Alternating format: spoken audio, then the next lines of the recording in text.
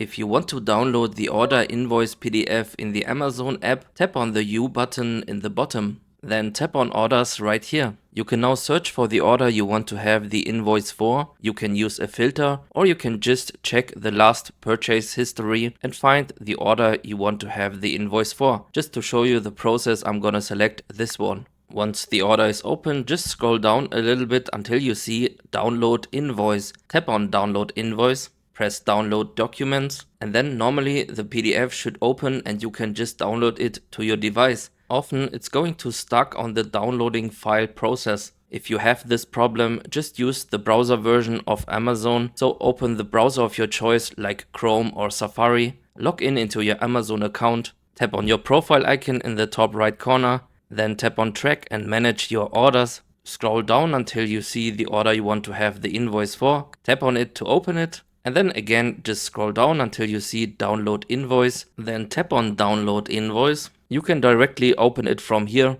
or just check your files inside of your phone and open it from there. And that's it. Thank you very much for watching.